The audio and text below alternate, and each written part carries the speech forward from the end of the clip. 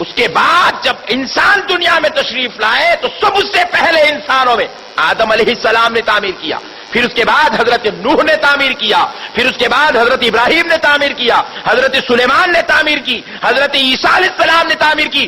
ارے حد تو یہ ہے قربان جائیں، ساری کائنات کا امام، سارے انبیاء کے سردار محمد رسول اللہ نے اپنے کندھوں پر پتھر اٹھا کر کعبے کی تعمیر کا اہتمام فرمایا تھا۔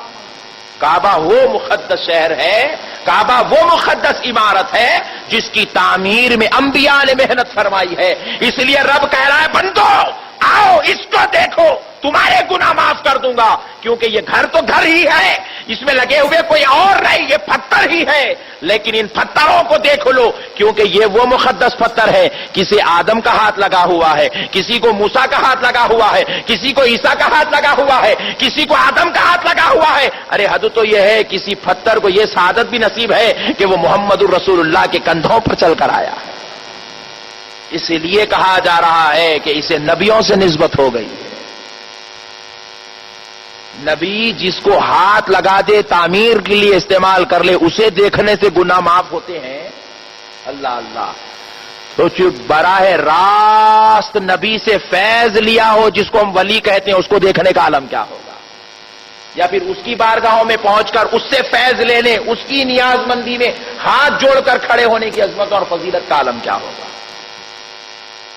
معزز سامعین اکرام، ایک اور بات بھی سن لیجئے، کعبے کو فضیلت اس وجہ سے بھی زیادہ ہے، وہ تو اللہ کا گھر ہے، اللہ کا گھر ہے ہی ہے، اس میں کوئی شک نہیں، اس کی یہ سب سے بڑی عظمت ہے کہ وہ اللہ کا گھر ہے۔ لیکن عقیدہ اہل سنت والجماعت کے مطابق ایک بات اور آپ سے عرض کرتا ہوں، کعبہ معظمہ کی فضیلت ان مسجدوں پر اہمیت زیادہ کیوں ہے؟ کہ دیکھیے یہ مساجد وہ ہیں جس میں آپ آتے ہیں اور ہم آتے ہیں، جہاں عبادت کرنے والوں کی نام عام بندوں میں شمار ہوتے ہیں، عام لوگ ہیں، اس لیے اس کی اہمیت عمومیت میں ہی رکھی گئی ہے۔ اور کعبہ معظمہ کو خصوصیت اس لیے دی گئی، آپ یہاں نماز پڑھیں تو آپ کو 25 نماز کا ثواب ہے، آپ اگر کعبہ معظمہ میں نماز پڑھیں 1,00,000 نمازوں کا ثواب ہے۔ کتنے لاکھ؟ ایک نماز پڑھنے پر 1,00,000 نمازوں کا ثواب، اور یہاں نماز پڑھنے والے کو 25 نماز کا ثواب۔ پوچھا ہے مولا کریم اس کعبہ معظمہ کی عظمت اتنی بلند و بالا کیوں گئی جبکہ نماز بھی وہی نمازیں ہیں، وہی خیرت ہے، وہی سورے ہیں، وہی دعائیں ہیں، وہی دعائیں معصورہ ہے، وہی وہاں پر وتر ہے، وہی میرے مولا سارے اعمال وہی ہیں، اذان بھی وہی ہے، امام بھی وہی ہے، مؤذن بھی وہی ہے، پڑھنے والے لوگ بھی لوگ ہی ہیں۔ اے پروردگار عالم پھر کعبہ معظمہ کو اتنی زیادہ فضیلت کیوں؟ تو جواب ملتا ہے اس لیے یہاں نماز پڑھنے والے کو اتنی فضیلت دی جاتی ہے کیونکہ یہ وہ کعبہ ہے جس میں 1,24,000 پیغمبروں نے اس کے ارد و گرد میں نماز ادا فرمائی ہے۔ ہر نبی اپنے دور میں کعبہ معظمہ کو پہنچے اور نماز ادا فرمائی، ہر نبی کعبہ معظمہ کا حج کیے، ہر نبی کعبے کا طواف فرمائے، ہر نبی کعبہ معظمہ کی قربتوں میں اپنا وقت بتائے۔ مولا نے کہا اس کا ثواب کیوں کرنا اتنا اضافہ نہ ہوگا؟ کیونکہ یہاں کبھی ہم نے آدم کو بیٹھے ہوئے دیکھا تھا، کبھی یہاں نوح کو بیٹھا ہوا ہم نے دیکھا، کبھی یہاں موسیٰ اور عیسیٰ کو ہم نے بیٹھا ہوا دیکھا تھا، کبھی یہاں ابراہیم، اسماعیل اور اسحاق کو ہم نے طواف کرتے ہوئے دیکھا ہے، کبھی یہاں ہم نے اپنے پیارے محبوب محمد الرسول اللہ کو خطبے دیتے ہوئے دیکھا ہے۔ اور اے غلاموں، ایسے مقدس مقام پر آ کر تم اگر ہمیں سجدہ کرو گے تو ہم تمہیں 1,00,000 تو کجا اگر اس ایک نماز کی برکت میں تمہیں جنت بھی دے دے تو کوئی بعید اور تعجب نہیں، کیونکہ تم ہمارے محبوبوں کے مقام پہنچ چکے ہو، ورنہ کوئی دوسری اور بات نہیں۔ کعبہ اس لیے عظمت والا ہو گیا کہ 1,24,000 پیغمبر کعبہ معظمہ میں پہنچے اپنے اپنے وقت اور دور میں، اور انہوں نے وہاں حج کیا، طواف کیا، نوافل ادا کی، مقام ابراہیم علیہ السلام کے بعد جتنے انبیاء ہیں سب نے مقام ابراہیم کی تعظیم بجا لائی، سب نے اسماعیل علیہ السلام کے بعد جتنے انبیاء آئے سب نے زمزم کے کنویں کو عظمت والا جانا. حاجر علیہ السلام کے بعد جتنے انبیاء آئے سب نے صفا اور مروہ کی سعی کو اپنے لیے عظمت اور فضیلت کا سبب جانا. مینا کا قیام سب نے کیا. سارے انبیاء عرفات پر تشریف لے گئے. سارے انبیاء قربانی دینے لگے. پروردگار عالم کو یہ ادائیں پسند آ گئی. کہا محبوبوں کی یاد میں، ان کی محبت میں ہم ان چھوٹے سے مناسک پر تمہاری مغفرت کا اعلان کر رہے ہیں. 70 سال کیا اگر 700 سال کے بھی گناہ ہو تو ہمیں اب نظر تمہارے گناہوں پر نہیں، محبوبوں کی اداؤں پر ہوتی ہے. ان کے صدقے ہم تمہیں معاف فرما دیتے ہیں. معزز سامعین کرام، پھر آپ ذرا غور کیجئے، کعبہ معظمہ کی تعمیر ہر دور میں ہوئی. بعض مرتبہ کفار مشرکین نے اسے توڑ دیا اپنی جہالت کی وجہ سے، اپنی گندگی کی وجہ سے. تو بعض مرتبہ طوفانوں نے اسے توڑ دیا.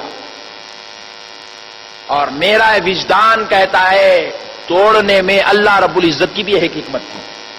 کعبہ معظمہ کبھی کسی کونے سے ٹوٹ جاتا تو کبھی بیچ کی دیوار گر جاتی، کبھی دروازہ گر جاتا، کبھی چھت گر جاتا، کبھی جو ہے پورا کعبہ مکمل طور پر بنیاد کے چھوڑے بہت رہتے، باقی کا پورا کعبہ ڈھایا جاتا. کئی مرتبہ ایسا ہوا. تو میں سوچتا ہوں اس میں حکمت کیا تھی؟ کیوں کعبہ معظمہ گر جایا کرتا تھا؟ کیوں اس کی بار بار تعمیر ہوا کرتی تھی؟ تو ایک بات میرے ذہن میں آتی ہے، وہ عرض کر رہا ہوں. ہوتا کیا ہے، جب ہم کسی دعوت میں تشریف لے جاتے ہیں تو ہم دیکھتے ہیں کہ ہمارے سامنے ایک لذیذ بہترین میوے کا میٹھا بنا ہوا ہے، فروٹ میٹھا. بس ہم لوگ اسے مزے لیتے ہیں اور اسے کھا رہے ہیں. لیکن جب ہم غور کرتے ہیں تو پتا چلتا ہے کہ یہ بیچارہ فروٹ خرید کر لایا کوئی اور ہے، بنایا کوئی اور ہے. پھر فروٹ خریدنے والا جہاں سے خریدا وہ ڈیلر کوئی اور ہے. پھر وہ گیا تو وہ باغ میں کاٹ کر لا کر اس کو دینے والا کوئی اور ہے. پھر باغ میں اسے پانی ڈالنے والا، اس کی رکھوالی کرنے والا کوئی اور ہے. پھر اس کے بعد اس باغ میں پیرنے والا کوئی اور ہے. پھر باغ میں پیرا جس کے جا رہا ہے تو وہ باغ کا مالک کوئی اور ہے. کئی افراد سے منتقل ہوتے وہ فروٹ ہمیں پتا چلا کہ ہمیں مزہ دینے کے لیے بنایا گیا ہے نا بھائی. بات سمجھ میں تو آ رہی ہے نا؟ مزہ ہم لے رہے ہیں، کھا ہم رہے ہیں، پیٹ ہمارا بھر رہا ہے، لیکن ہم کو کھلانے، ہم کو مزہ دینے کے لیے کئی افراد کو اللہ رب العزت نے محنت پر لگا کر رکھا ہے. کئی افراد. ایک شخص زمین خرید رہا ہے، دوسرا شخص زمین میں بیج پیر رہا ہے، تیسرا شخص اس کو پانی ڈال رہا ہے، چوتھا شخص اس کے بڑے ہونے سیج جانے تک اس کے پیچھے محنت کر رہا ہے، پانچواں شخص اسے کاٹ رہا ہے، چھٹواں شخص لے آ کر اسے ہول سیل ڈیلر کو بیچتا ہے، ساتواں شخص ریٹیل ڈیلر کو بیچتا ہے، ریٹیل ڈیلر کے پاس سے یہ 9واں شخص جا کر خریدتا ہے، پھر 10واں شخص لے آ کر شادی خانہ پہنچاتا ہے، 11واں شخص اسے کاٹتا تراشتا ہے، 12واں شخص اس شادی خانے کے دیگچے سے لے کر ٹیبل تک لے آ کر رکھتا ہے. اور 13ویں شخص کو فضیلت نصیب ہو رہی ہے، بیٹھے بیٹھے آرام سے رخے کی برکت سے کھا کے نکل رہا ہے. شکر کر لیا تو شکر ہے، ورنہ اگر نام رکھ لیا تو ناشکروں میں شمار کیا جا رہا ہے. کعبے کا بھی یہی معاملہ ہے. قربان جائیں، توڑا اس لیے جا رہا تھا، بار بار تعمیر اس لیے کرائی جا رہی تھی تاکہ آدم ذرا آپ بھی اس کی تعمیر فرما دیں، ابراہیم ذرا آپ بھی تعمیر فرما دیں، پیارے سلیمان ذرا آپ بھی اپنا ہاتھ لگا دے، اے پیارے اور عیسیٰ اور موسیٰ ذرا آپ بھی اپنا ہاتھ لگا دے، اے پیارے مصطفیٰ ذرا آپ بھی اپنا ہاتھ لگا دیں، تاکہ آپ کے پردہ فرمانے کے بعد جو آپ کے امتی یہاں آ جائیں گے، کعبے کے سامنے کھڑا کر کے 1,24,000 پیغمبروں کا فیض اس کو دے دیا جائے گا. فیض مل رہا ہے، 1,24,000 پیغمبروں کا فیض لینا ہو، کعبے کو دیکھ لیجئے. اس کائنات میں دوسری کوئی عمارت ہے ہی نہیں جس کو آپ دیکھیں اور کہیں کہ یہ دنیا کی سب سے قدیم اور سب سے عظیم المرتبہ. اس کائنات میں دوسری کوئی عمارت ہے ہی نہیں جس کو آپ دیکھیں اور کہیں کہ یہ دنیا کی سب سے قدیم اور سب سے عظیم المرتبہ اشخاص نے اس کی تعمیر فرمائی ہو. پوری کائنات میں کوئی عمارت نہیں. پوری کائنات میں اگر کوئی عمارت ہے وہ کعبہ معظمہ ہے. آپ کعبے کو مل لے تو یوں سمجھ لیجئے آپ نے حضرت آدم سے بھی مل لیا ہے، حضرت عیسیٰ سے، 1,24,000 پیغمبروں سے آپ کی ملاقات ہو گئی ہے۔ کعبہ ہمارے اور نبیوں کے بیچ کے درمیان کی کڑی کا نام ہے۔ 1,24,000 پیغمبروں کا فیض، ان کی روحانیت، ان کی برکتیں، ان کی شہادتیں، ان کی رحمتیں ہم تک منتقل کرنا تھا۔ اس لیے اللہ بار بار کعبے کو کسی نہ کسی انداز میں ڈھایا جاتا، کعبے کی تعمیر ہوتی چلے جاتی، اور ہمیں جب جا کر کھڑے ہوتی، اب تعمیر نہیں ہو رہی ہے، اب مسجد حرام کی تعمیر ہو رہی، کعبے کی تعمیر نہیں، اب روک دیا گیا، کیونکہ اصل وقت آ چکا ہے۔ جن کے لیے یہ سارا ماحول بنایا جا رہا تھا، اب وہ دیوانے کعبے کو آ رہے ہیں، اب صرف انبیاء کا فیض دیا جا رہا ہے، اب نبیوں کا فیض، نبیوں کی نورانیت، ان کی روحانیت، ان کی برکتیں کعبے کے سامنے کھڑا کر کے دی جا رہی ہیں۔ پیارے بزرگ اور دوستو، قربان جائیں، ہمارے لیے پروردگار عالم نے اتنی بہترین نعمتوں کو سجا سجا کر، اتنے بہترین لوگوں سے سجا سجا کر پروردگار نے ہم تک پہنچا دیا۔ ورنہ غور کیجئے، گھر کی تعمیر کرنے والے کو مستری کہتے ہیں، اور نعوذ باللہ آپ انبیاء اکرام کے لیے لفظ استعمال نہیں کر سکتے۔ پھر ہم نے پوچھا، جب مولا ہم یہ استعمال کر نہیں سکتے اور انبیاء اکرام کا کام تعمیر کرنا، گھر اپنا گھر وہ خود نہیں بنائے، لیکن ہے پروردگار عالم، یہ گھر کیوں بنوایا گیا؟ تو رب کریم کہتا ہے صرف تمہیں فیض پہنچانے کی خاطر، صرف تم کو نبیوں کا صدقہ دینے کی خاطر، کیونکہ تم کو جنت میں تمام امتوں کا سردار بنایا جائے گا۔ سرداری تمہارے پاس ہے، فضیلت تمہارے پاس ہے، انعام تمہارے پاس ہے، اور انعام لینے کے لیے انعام یافتہ لوگوں کا فیض ضروری ہوتا ہے۔ ان کا فیض دینے کی خاطر تمہارے دور سے پہلے ہم نے انبیاء اکرام سے کعبے کی تعمیر فرمائی۔ معزز سامعین اکرام، ایسے ہی اگر ہم غور کرتے چلے جائیں تو بہت بڑی نعمت ہے۔ اور ایک بات دیکھ لیجئے، حضرت ابراہیم علیہ السلام سے پہلے کے جتنی انبیاء اکرام کی امتیں تھیں، ان امتوں کے دور میں نہ صفا و مروہ تھا، نہ آب زمزم تھا، نہ مقام ابراہیم تھا، نہ ان کو ایسی شان اور عظمت تھی۔ جو کچھ بھی عظمت نصیب ہو رہی ہے، قربان جائیے، سارے نبیوں کا صدقہ غلامان مصطفیٰ کو نصیب ہو رہا ہے۔ غلامان مصطفیٰ کو، ارے حد تو یہ ہے، دیگر انبیاء کی امت پر حج فرض بھی نہیں تھا، صرف نبیوں پہ فرض تھا، امت پہ فرض نہیں تھا۔ رسول اللہ نے دعا کی، اے اللہ میری امت کے لیے یہ عبادت جو تو نے نبیوں کے لیے رکھی ہے، میری امت کو بھی عطا فرما دے، کیونکہ مولا میں دیکھ رہا ہوں اس میں تیرا خاص فضل ہے، اور جب میرا امتی یہ عبادت کر لے گا تو مولا میں چاہتا ہوں کہ تو اسے نبیوں کی رحمت اور فیضان سے سرفراز کر دے گا، ان کا صدقہ عطا فرمائے گا۔ تو پروردگار عالم نے حبیب پاک کی دعا قبول فرمائی، اور پوری کائنات میں 1,24,000 پیغمبروں کی امت کو جو نعمت اور سعادت نہیں ملی، رسول اللہ کے صدقے میں رسول اللہ کے غلاموں کو حج کی عبادت نعمت نصیب ہو چکی ہے، حج والی عبادت نعمت کی شکل میں نصیب ہو چکی ہے۔ اللہ رب العزت نے اپنے حبیب کے صدقے سے ہم کو یہ نعمت عطا فرمائی۔ اب آخری بات سن لیں، اس امت میں سب سے بہترین حاجی، سب سے اول اور اعلیٰ درجے کا حاجی وہ ہے جو اپنی جوان عمری میں حج کر لیتا ہے۔ کون ہے بھائی ذرا بولیں؟ جوان عمری میں جو حج کر لیتا ہے، بوڑھے ہونے کے بعد حج کو جانے سے 700 نہیں بلکہ 70,000 گنا زیادہ بہتر ہے کہ وہ جوانی میں حج کر لے۔ اور سب سے بہترین عبادت تو حج کے لیے عمر کو یہ ہے، سب سے بہترین عمر تو حج کے لیے یہ ہے کہ کوئی اپنی شادی سے پہلے حج کر لے۔ اور پیارے بزرگار دوستو، قربان جائیں اللہ کی رحمت کے، ہمارے لیے حج کرنا کوئی قیمتی، کوئی بڑا مرحلہ نہیں ہے۔ آج کل ہم اپنے بچوں کو دیکھتے ہیں،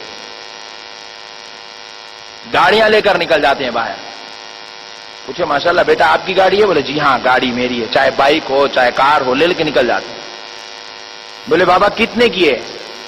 بولے ماشاءاللہ کچھ نہیں ہونا، 1.25 لاکھ کی ہے۔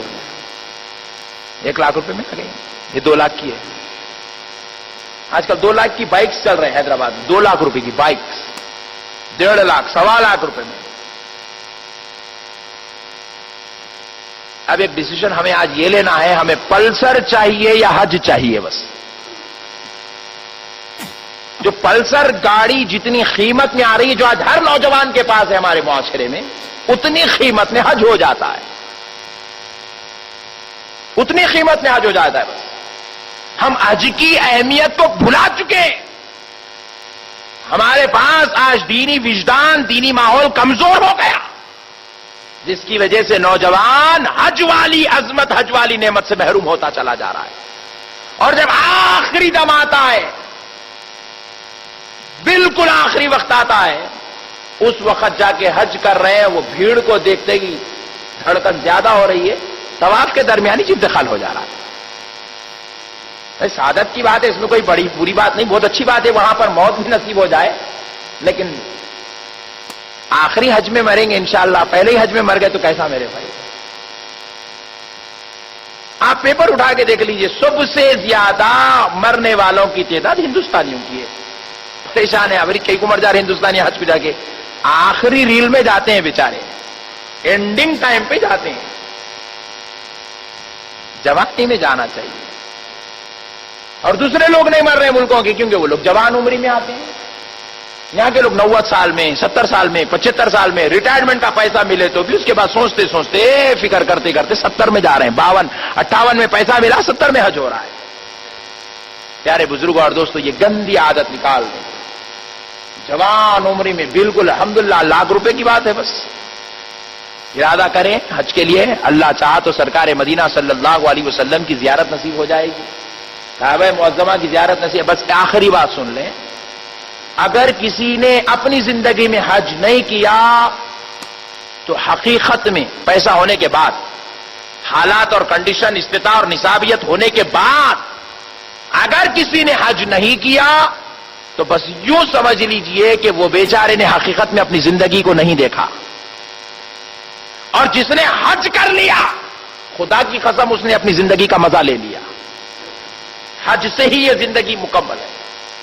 क्योंकि आप जब काबा मुअज़्ज़मा और मदीने मुनव्वरा के नजारों से गुजरते हैं, कसम खुदा की, आपको महसूस होता है कि आप दुनिया छोड़कर जन्नत में सफर कर रहे हैं।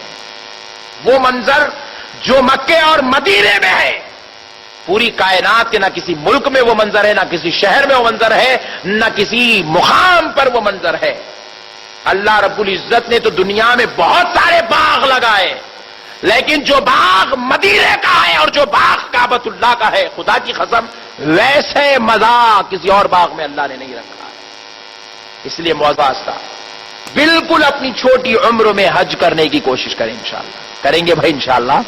बिलखुसूस नौजवान दोस्तों से मेरी गुजारिश है, आप हज के लिए कोशिश कीजिए। अल्लाह चाह मेरे आका अलैहिस्सलातु वस्सलाम के सदक़े व तुफ़ैल से हमें यह सादत नसीब हो जाएगी तो इंशाअल्लाह हमारा बेड़ा पार हो जाएगा, हमारी मग़फ़िरत हो जाएगी और हम परवरदिगार आलम के अजीज महबूब बंदों में से हो जाएंगे।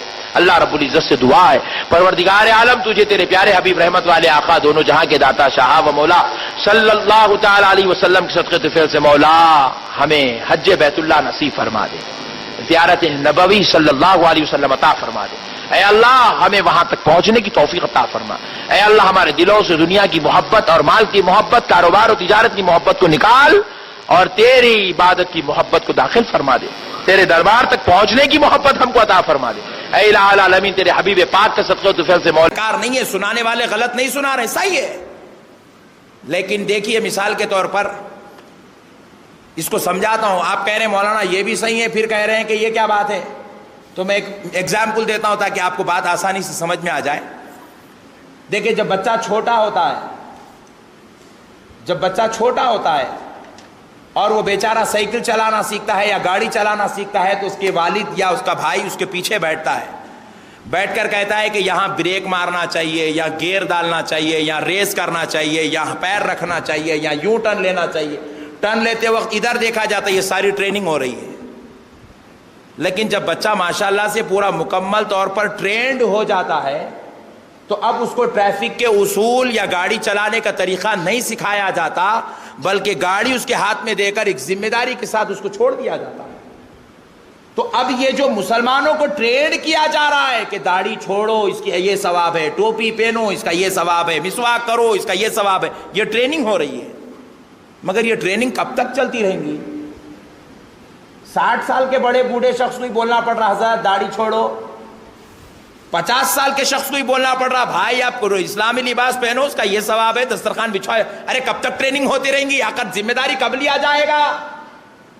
یہ ٹریننگ مدرسوں میں ہوتی ہے. یہ ٹریننگ کی اللہ اور اس کے رسول نے ایک عمر دی ہے، کہا 14 سال تک جوان ہونے سے پہلے مکمل اسلام کی تربیت، مکمل ٹریننگ ایک بچے کی ہو جانی چاہیے. جب وہ 14 سال کا ہو جائے تو مصطفیٰ جان رحمت فرماتے ہیں اب اس کو نماز کی یا کوئی روزے کی ٹریننگ نہیں، بلکہ میرے مصلی پر امام بنا کر کھڑا کر دیا جائے تاکہ اس کے کندھے پر ساری امت کی نماز کا بوجھ ڈالنے کی ذمہ داری اس کی سپرد کی جائے. معزز سامعین اکرام، آج ضرورت ہے ہم اپنے مذہب کو سمجھیں. ہمارا مذہب ہم کو ہوس میں عمل کرنے کی اجازت نہیں دیتا کہ میں یہ عمل کر لوں گا تو یہ ثواب مل جائے، یہ عمل کر لوں گا تو یہ درجہ مل جائے، یہ عمل کروں گا تو یہ مقام مل جائے. نہیں. ایک واقعہ سناتا ہوں، اہل طریقت کا واقعہ ہے، اہل شریعت بھی اس سے سبق حاصل کر سکتے ہیں. حضرت سیدنا رابعہ بصری رضی اللہ تعالیٰ عنہ، حضرت رابعہ کا واقعہ بڑا مشہور واقعہ ہے.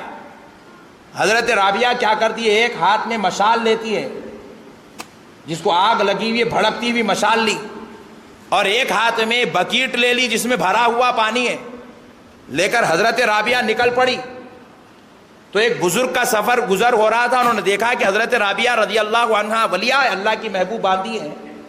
دیکھا کہ حضرت رابعہ بڑے جلال میں ہے. پوچھا رابعہ کہاں جا رہی ہو؟ تو جواب دیتی ہے دیکھتے نہیں ایک ہاتھ میں بکیٹ اور ایک ہاتھ میں مشال ہے.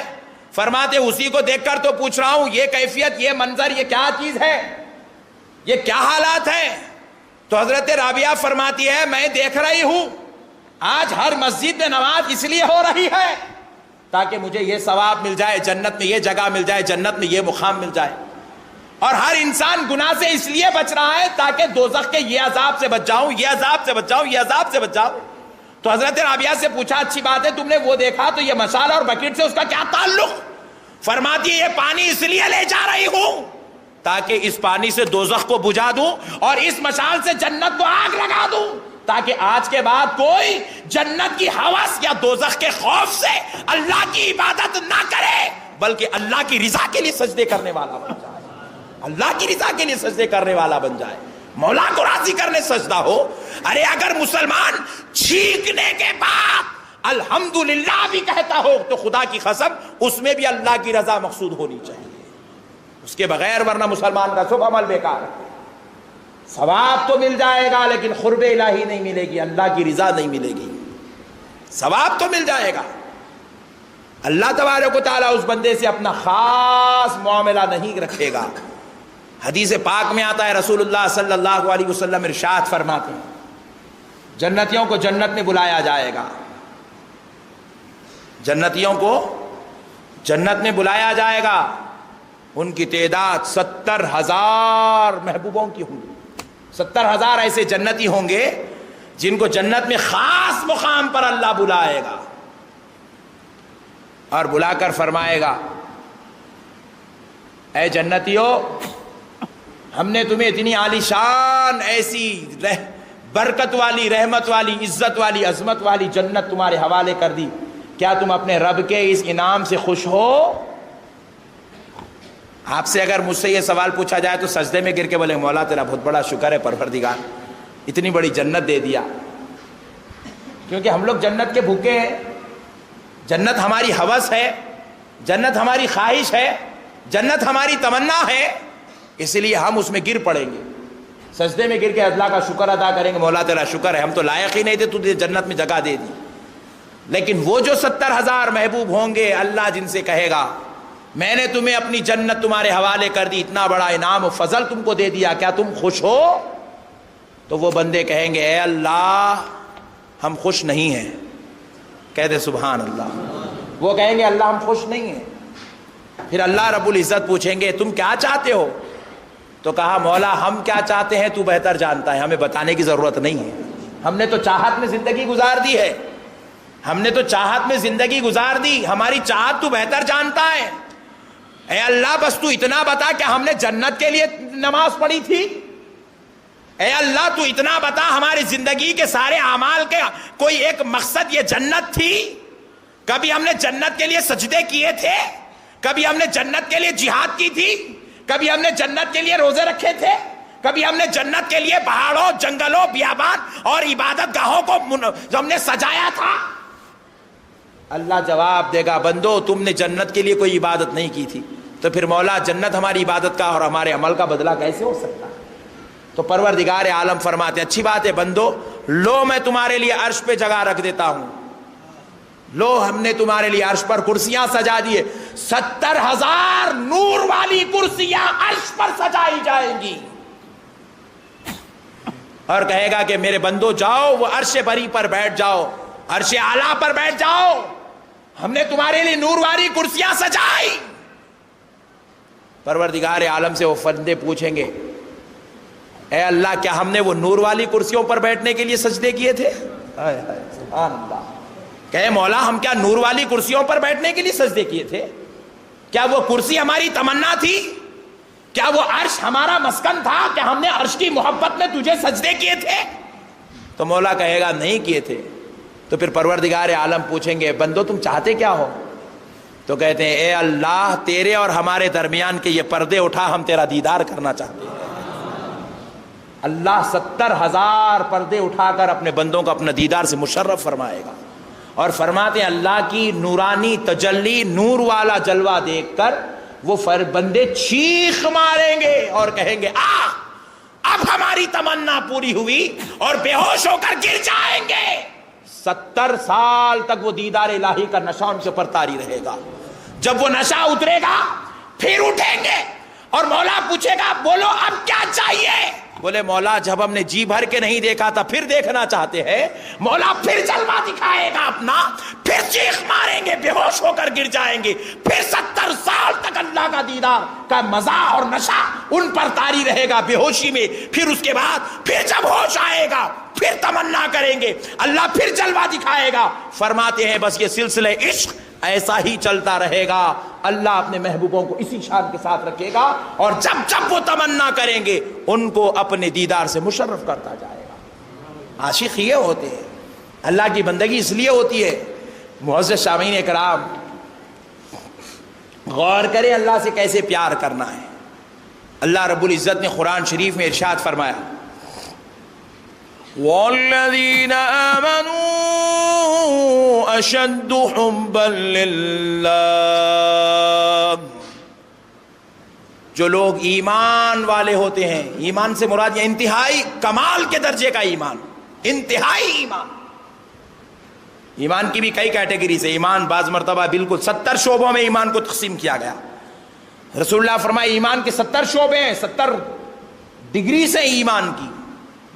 ان 70 ڈگریوں میں جو اعلیٰ درجے کی ڈگریز ہیں، اعلیٰ درجے کا ایمان جو ہے، رسول اللہ فرماتے ہیں ان کے تعلق سے اللہ فرما رہا ہے کہ وہ اللہ سے انتہائی محبت کرتے ہیں، انتہائی محبت، ایسی محبت اللہ سے کرتے ہیں کہ اس کی محبت میں نہ انہیں اپنی خبر رہتی ہے، نہ اپنے گھر بار کی فکر رہتی ہے، نہ انہیں اپنی ذات میں کوئی مزہ آتا ہے، نہ انہیں کسی اور میں کچھ مزہ آتا ہے۔ وہ اللہ کی ذات میں مکمل فنا ہو جاتے ہیں، وہ اللہ کی ذات میں مکمل فنا ہو جاتے ہیں، مکمل مولا کی محبت میں غرق ہو جاتے ہیں۔ تو معزز سامعین کرام اس کی تفسیر میں علامہ ابن عساکر رحمۃ اللہ علیہ یوں بیان کرتے ہیں والذین آمنوا اشد حبا للہ، اس کی تفسیر میں بیان فرماتے ہیں اللہ رب العزت بروز محشر اپنے سارے بندوں کے حق میں جنتیوں کے لیے جنت کا، دوزخیوں کے لیے دوزخ کا فیصلہ کر چکا ہوگا، اور پھر اس کے بعد پروردگار عالم اپنے وہی 70,000 محبوب جن کو جنت میں دیدار سے مشرف کیا جائے گا، انہی محبوبوں میں سے اور 70,000 فریق محبوبوں کو اللہ بلائے گا، بلا کر پروردگار عالم ان سے کہے گا ذرا دوزخ کے سامنے کھڑے ہو جاؤ، کھڑے کر دیے جائیں گے۔ اور پھر کافروں میں جو شدید قسم کے کافر ہیں، ایسے 70,000 شدید، انتہائی شدید کافروں کو بلایا جائے گا، جو امام ہیں ان کے، جو ان کے گرو گھنٹال بنے ہوئے ان کو بلایا جائے گا, بلا کر کہے گا تم بھی ٹھہر جاؤ. اللہ کھڑا کر دے گا اور کھڑا کر کے کہے گا دیکھو میں خدا ہوں, یہ تم جس کی پرستش کر رہے تھے یہ خدا نہیں ہوتے. ایک ایک کو اللہ پکڑے گا اور ایک پتھر جس کو انہوں نے خدا بنا لیا اس کو دوزخ میں پھینکے گا. ایک جانور جس کو انہوں نے خدا بنا لیا ان کے سامنے اس کو دوزخ میں پھینک دے گا. ایک بت جس کو انہوں نے خدا بنا لیا اس کو دوزخ میں پھینکا جائے گا. ساروں کو دوزخ میں پھینکے گا. پھینک کر کہے گا اے بت پرستو, تم ان کی پوجا و پرستش میں اپنے وقت کو, اپنے گھر کو, اپنے کام کو, اپنے کاج کو, اپنے وقت کو لگا دیا کرتے تھے. ان کے سامنے کھڑے ہونا تم اپنے لیے جو ہے بندگی محسوس کرتے تھے. اب تمہارے خدا دوزخ میں جل رہے ہیں, تم سے کہا جاتا ہے کہ تم اپنے خداؤں کے ساتھ جاؤ. تو وہ سارے 70,000 انتہائی درجے کے جو بت پرست ہوں گے وہ کہیں گے اے اللہ, جن کو ڈالنا تھا تو ان کو ڈال دیا, اب ہمیں کیوں ڈالتا ہے؟ تو پتا کیا چلا کہ یہ لوگ اپنے خدا کے ساتھ اتنی بھی محبت نہیں کرتے کہ خدا کو جلتا ہوا چھوڑ دیے, اپنے معبود کو, اپنے بت کو جلتا ہوا چھوڑ دیے اور خود آگ سے بچنا چاہتے ہیں. کہا نادانو, تم تو دنیا میں اتنی محبت کرتے تھے کہ ان کی محبت میں تم لوگوں سے لڑنا, مارنا, جھگڑنا, فتنے فساد پسند کرتے تھے. ارے نادانو, یہ میرے بندے ہیں, ذرا ان کو دیکھو, یہ میرے عاشق ہیں, میں ان کا خدا ہوں, یہ میرے چاہنے والے ہیں. کہا اے میرے عاشقوں, 70,000 محبوبوں, ولیوں کی طرف, مخلصوں کی طرف اللہ توجہ کرے گا, کر کر فرمائے گا اے میرے عاشقوں, اگر میں یہ کہوں کہ تم دوزخ میں کود جاؤ اور میں راضی ہو جاؤں گا, تو سارے 70,000 بیک آواز ہو کر کہیں گے اے اللہ, تجھے تیرے عزت و جلال کی قسم, تو کہہ کے تو دیکھ, ہم دوزخ میں کودنے کو بھی تیار ہیں. اللہ کہہ رہا ہے, اللہ کے بندے کہہ رہے ہیں اللہ تو کہہ کے تو دیکھ, تیری رضا کے لیے ہم وہاں بھی کودنے کے لیے تیار ہیں. تو پتا کیا چلا, جو محبوب ہوتا ہے نہ وہ دوزخ سے ڈر کے عبادت کرتا ہے, نہ جنت کی ہوس میں عبادت کرتا ہے, وہ صرف اور صرف مولا کریم کی رضا کے لیے عبادت کرتا ہے, اللہ کی خوشنودی کے لیے زندگی گزارتا ہے. میرے بھائیوں, بیوی, بچوں, دوست و احباب, خاندان, قبیلہ, رشتہ دار, عزیزوں, کاروبار, تجارت, ملازمت, یا رات ہو کے دن, شب بیداری ہو کے شب روزی, ہر وقت بندے کا تصور صرف ایک ہو کہ میرا مولا مجھ سے راضی ہو جائے, میرا رب مجھ سے راضی ہو جائے. اللہ کی رضا کے لیے اللہ کے محبوب کہتے ہیں اے اللہ تو کہہ کے تو دیکھ, تیری رضا کے لیے ہم دوزخ میں کودنے بھی تیار ہے. تو اللہ کہتا ہے دیکھا, عاشق یہ ہوتا ہے کہ اپنے مولا کی رضا کے لیے وہ دوزخ میں بھی کودنے تیار ہو جائے. اور بدبختو, تم کیسے عاشق ہو, اپنے خدا کو دوزخ میں چھوڑ کر خود بچنا چاہتے ہو. اللہ رب العزت نے شیطان ملعون سے کہا جا نکل جا ہمارے دربار سے, ہم نے تجھے مردود کر دیا. تو پروردگار عالم نے پوچھا, پروردگار عالم سے شیطان نے پوچھا اے اللہ, مجھے اس بات کی اجازت دے دے, میں تیرے بندوں کو گناہوں میں مبتلا کرنا چاہتا ہوں, بدکاریوں میں مبتلا کرنا چاہتا ہوں. اللہ نے کہا جا اجازت ہے, کر لے. تو پریشان ہو کے پوچھا اے اللہ, میں تیرے بندوں کو گناہوں میں, بدکاریوں میں مبتلا کرنے کی بات کر رہا ہوں اور تو مجھے اجازت دے رہا ہے؟ تو پروردگار عالم نے فرمایا ہاں میں تجھے اجازت دے رہا ہوں, جا تو بہکا لے میرے بندوں کو. تو اللہ سے پوچھا اے اللہ, آخر ایسی کیا بات ہے میرے مولا جس کی وجہ سے تو مجھے اتنی بڑی اجازت دے رہا ہے کہ میں تیرے بندوں کو زنا میں, چوری میں, گندگی میں, برائی میں پھنسا سکتا ہوں؟ تو پروردگار عالم نے فرمایا نادان, ہم نے تجھے قوت دی ہے اور اپنی قوت کا تو غلط استعمال کر کے لوگوں کو بدکاریوں, گناہوں, تباہکاریوں کی طرف لے جانا چاہتا ہے. لے جا, ہم انہی گناہگاروں میں سے چند مخلصوں کو پیدا کریں گے, وہ مخلص کے ارد گرد میں بھی جو بیٹھ جائے گا اس مخلص کی برکت سے وہ بیٹھنے والوں کے گناہوں کو بھی معاف فرما دیں گے, وہ بیٹھنے والوں کی توبہ کو قبول کر لیں گے. وہ میرے مخلص بندے کی تو نماز ہی ہے, ان کی صحبت میں بھی جو نماز پڑھ لے اس کی نماز کو بھی قبول کر لیا جائے گا. بسم اللہ الرحمن الرحیم.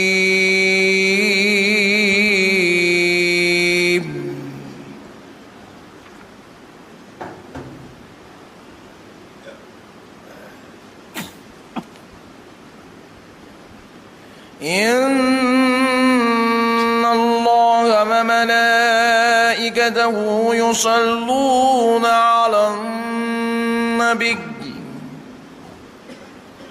يا أيها الذين آمنوا صلوا عليه وسلموا تسليما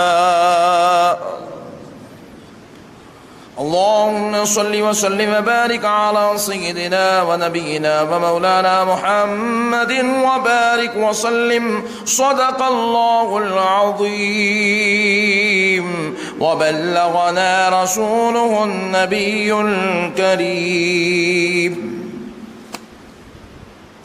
محترم سامعین اکرام، معزز بزرگ حضرات اور نوجوان ساتھیوں، یہ اللہ تبارک و تعالیٰ کا نہایت ہی فضل اور کرم ہے اور اس کے پیارے حبیب رحمت للعالمین صلی اللہ تعالی علیہ وآلہ وسلم کی لطف و عنایت ہے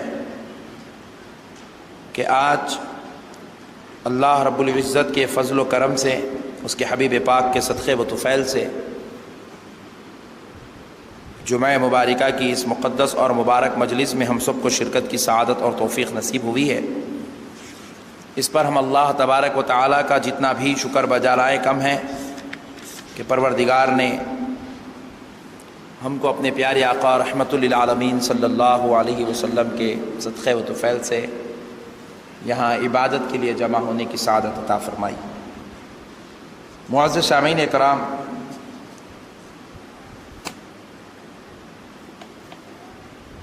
اللہ تبارک و تعالیٰ کو بندے کا جو عمل سب سے زیادہ پسند ہوتا ہے، چاہے وہ عمل تعداد کے اعتبار سے بہت ہی زیادہ ہو یا بہت چھوٹا ہو، مقدار کے اعتبار سے وہ رات بھر کا عمل ہو یا پھر چند لمحوں کا عمل ہو، اللہ تبارک و تعالیٰ نہ مقدار کے اعتبار سے کسی کے عمل کو پسند کرتا ہے، نہ وقت اور گھنٹوں کے اعتبار سے کسی کے عمل کو پسند کرتا ہے، بلکہ اللہ بندے کے اس عمل کو بہت زیادہ پسند فرماتا ہے جس عمل میں سچائی اور اخلاص شامل حال ہوتا ہے۔ اخلاص جس عمل میں آ جاتا ہے، اللہ تبارک و تعالیٰ اس عمل کو بہت زیادہ پسند فرماتا ہے۔ اخلاص کیا چیز ہے؟ اخلاص نہ ہاتھ کے کسی عمل کا نام ہے، نہ پیر کے کسی عمل کا نام ہے، نہ دماغ کی سوچ کا نام اخلاص ہے، بلکہ اخلاص دل میں پیدا ہونے والے خشوع اور خضوع کا نام اخلاص ہے۔ جب بندہ عمل کرتا ہے، مثال کے طور پر لے لے، اگر کوئی بندہ 20 رکعت نماز تراویح پڑھ رہا ہے، لیکن پڑھتے وقت اس کے ذہن میں یہ خیال ہے، یہ تصور ہے، یہ ذہن بنا ہوا ہے کہ مجھے یہ 20 رکعت پڑھنا ہی پڑھنا ہے، کیونکہ اگر نہ پڑھوں تو اس کا ایک بہت بڑا عذاب ہے، اور پڑھ لوں تو میرے لیے ثواب ہے۔ تو 20 رکعت نماز تراویح پڑھنے کے لیے اس نیت کے ساتھ وہ شخص آ گیا تاکہ عذاب سے بچ جاؤں اور ثواب کو پالوں، تو بے شک نماز تراویح کے 20 رکعت پڑھنے پر اس شخص کو ثواب بھی مل جائے گا اور عذاب سے وہ بچ بھی جائے گا۔ لیکن فرماتے ہیں کہ ایک شخص ہے، بدلے میں 2 رکعت نماز پڑھا، اور وہ 2 رکعت نفل نماز تھی عشاء کی، لیکن وہ 2 رکعت نفل نماز پڑھنے میں نہ ثواب اس کی نیت تھی، نہ عذاب سے بچنا اس کا مقصد تھا، بلکہ اس لیے وہ یہ نماز پڑھ رہا تھا تاکہ میں سبحان ربی الاعلیٰ اس درد کے ساتھ کہوں کہ میرا پروردگار سن لے اور مجھے خدا کی قربت نصیب ہو جائے۔ تو فرماتے ہیں وہ 20 رکعت نماز پڑھنے والے کو ثواب تو ملا تراویح کا، لیکن وہ درجہ اور وہ قربت نہیں ملی جو 2 رکعت نفل پڑھنے والے کو نصیب ہو گئی۔ پوچھا گیا کہ بھئی کیا بات ہے، اس 2 رکعت پڑھنے والے کو اتنا بڑا درجہ، اللہ کی قربت مل گئی، اللہ کا خاص فضل مل گیا، تو بولے اس نے ثواب سے بچنے کی نیت، ثواب ملنے کی نیت اور عذاب سے بچنے کی نیت سے نماز پڑھی تو اس کو ثواب ملا اور عذاب سے بچ گیا۔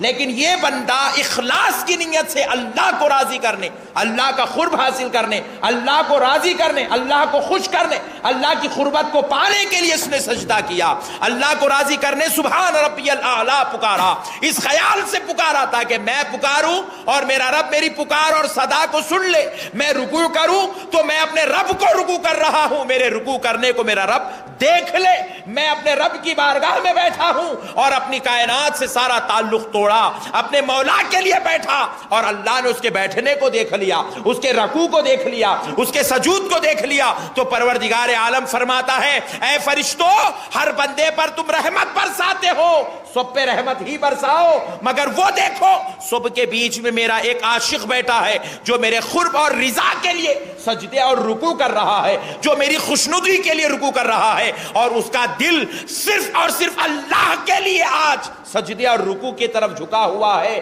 لہذا میرے فرشتوں اس پہ صرف اور صرف رحمت ہی نازل نہیں کرنا بلکہ اپنے خدا کی قرب بھی اس کو عطا فرما دو، خدا کا خاص فضل بھی اس کو عطا فرما دو، خدا کی خاص رحمتیں بھی اس کو عطا فرما دو، اور بلکہ جب امام دعا کرے میرا بندہ آمین کہہ دے تو سب کے حق میں دعا قبول فرما دو۔ معزز سامعین کرام، اسی لیے رسول پاک صلی اللہ علیہ وسلم فرماتے ہیں جہاں 40 جمع ہو جاتے ہیں ان 40 میں ایک مقبول بندہ ہوتا ہے، ان 40 میں ایک مقبول بندہ ہوتا ہے، تو معزز سامعین اکرام ذرا غور کیجئے، وہ مقبول بندہ کیا ہوتا ہے؟ وہ مخلص ہوتا ہے، وہ مخلص ہوتا ہے، اور یہ مخلصوں کے تعلق سے اللہ نے قرآن شریف میں ارشاد فرمایا، اللہ رب العزت نے شیطان ملعون سے کہا جا نکل جا ہمارے دربار سے، ہم نے تجھے مردود کر دیا، تو پروردگار عالم نے پوچھا، پروردگار عالم سے شیطان نے پوچھا اے اللہ مجھے اس بات کی اجازت دے دے، میں تیرے بندوں کو گناہوں میں مبتلا کرنا چاہتا ہوں، بدکاریوں میں مبتلا کرنا چاہتا ہوں۔ اللہ نے کہا جا اجازت ہے کر لے، تو پریشان ہو کے پوچھا اے اللہ میں تیرے بندوں کو گناہوں میں بدکاریوں میں مبتلا کرنے کی بات کر رہا ہوں اور تو مجھے اجازت دے رہا ہے؟ تو پروردگار عالم نے فرمایا ہاں میں تجھے اجازت دے رہا ہوں، جا تو بہکا لے میرے بندوں کو۔ تو اللہ سے پوچھا اے اللہ آخر ایسی کیا بات ہے میرے مولا جس کی وجہ سے تو مجھے اتنی بڑی اجازت دے رہا ہے کہ میں تیرے بندوں کو زنا میں، چوری میں، گندگی میں، برائی میں پھنسا سکتا ہوں؟ تو پروردگار عالم نے فرمایا نادان، ہم نے تجھے قوت دی ہے اور اپنی قوت کا تو غلط استعمال کر کے لوگوں کو بدکاریوں، گناہوں، تباہکاریوں کی طرف لے جانا چاہتا ہے، لے جا، ہم انہی گناہگاروں میں سے چند مخلصوں کو پیدا کریں گے، وہ مخلص کے ارد گرد میں بھی جو بیٹھ جائے گا اس مخلص کی برکت سے وہ بیٹھنے والوں کے گناہوں کو بھی معاف فرما دیں گے، وہ بیٹھنے والوں کی توبہ کو قبول کر لیں گے، وہ میرے مخلص بندے کی تو نماز ہی ہے، ان کی صحبت میں بھی جو نماز پڑھ لے اس کی نماز کو بھی قبول کر لیا جائے گا۔ جب مخلصوں کی تعریف اللہ کی زبان سے ملعون شیطان نے سنا تو شیطان نے جو بات کہی اللہ رب العزت نے اس کو قرآن شریف میں یوں ارشاد فرمایا، ذرا غور کیجئے شیطان نے کیا کہا تھا۔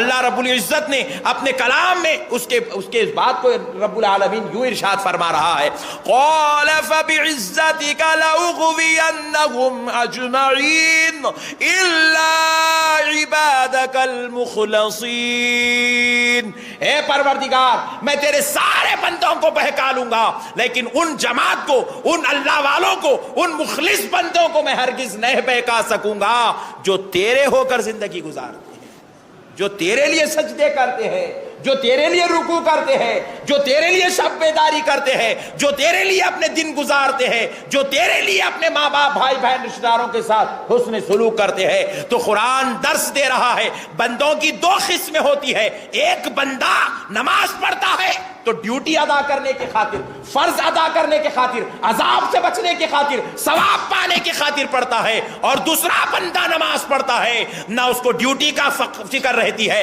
نہ اسے دوزخ کے عذاب کا ڈر ہوتا ہے، نہ اسے ثواب کی تمنا ہوتی ہے، بلکہ وہ سجدہ اور نماز اس لیے پڑھتا ہے تاکہ اس کا یار اس سے راضی ہو جائے، اس کا پروردگار اس سے راضی ہو جائے، وہ جس کے صدقے جی رہا ہے اس کو راضی کرنے کے لیے نیک اعمال کرتا ہے۔ تو اس لیے میرے بھائیوں آج ہمارے دلوں میں اللہ کی محبت، اللہ کو راضی کرنے کا جذبہ پیدا ہونا چاہیے۔ آج یہ جو فارمیلٹیز مینٹین کیے جا رہے ہیں، لوگوں کو پکڑ پکڑ کے سنایا جا رہا ہے تم داڑھی چھوڑو گے تو اتنا ثواب، مسواک کرو گے تو اتنا ثواب، رکوع کرو گے تو اتنا ثواب، سجدے کرو گے تو اتنا ثواب. یہ ساری باتیں حق ہے، نعوذ باللہ انکار نہیں ہے، سنانے والے غلط نہیں سنا رہے، صحیح ہے. لیکن دیکھیے مثال کے طور پر اس کو سمجھاتا ہوں. آپ کہہ رہے ہیں مولانا یہ بھی صحیح ہے، پھر کہہ رہے ہیں کہ یہ کیا بات ہے. تو میں ایک ایگزامپل دیتا ہوں تاکہ آپ کو بات آسانی سے سمجھ میں آ جائے. دیکھیں جب بچہ چھوٹا ہوتا ہے اور وہ بیچارہ سائیکل چلانا سیکھتا ہے یا گاڑی چلانا سیکھتا ہے تو اس کے والد یا اس کا بھائی اس کے پیچھے بیٹھتا ہے، بیٹھ کر کہتا ہے کہ یہاں بریک مارنا چاہیے یا گیئر ڈالنا چاہیے یا ریس کرنا چاہیے یا پیر رکھنا چاہیے یا یوں ٹرن لینا چاہیے. ٹرن لیتے وقت ادھر دیکھا جاتا ہے، یہ ساری ٹریننگ ہو رہی ہے. لیکن جب بچہ ماشاءاللہ سے پورا مکمل طور پر ٹرینڈ ہو جاتا ہے تو اب اس کو ٹریفک کے اصول یا گاڑی چلانے کا طریقہ نہیں سکھایا جاتا، بلکہ گاڑی اس کے ہاتھ میں دے کر ایک ذمہ داری کے ساتھ اس کو چھوڑ دیا جاتا ہے. تو اب یہ جو مسلمانوں کو ٹرینڈ کیا جا رہا ہے کہ داڑھی چھوڑو اس کی یہ ثواب ہے، ٹوپی پہنو اس کا یہ ثواب ہے، مسواک کرو اس کا یہ ثواب ہے، یہ ٹریننگ ہو رہی ہے. مگر یہ ٹریننگ کب تک چلتی رہیں گی؟ 60 سال کے بڑے بوڑھے شخص کو ہی بولنا پڑ رہا حضرت داڑھی چھوڑو، 50 سال کے شخص کو ہی بولنا پڑ رہا بھائی آپ کو اسلامی لباس پہنو اس کا یہ ثواب ہے، دسترخوان بچھائے. ارے کب تک ٹریننگ ہوتی رہیں گی؟ آخر ذمہ داری کب لیا جائے گا؟ یہ ٹریننگ مدرسوں میں ہوتی ہے.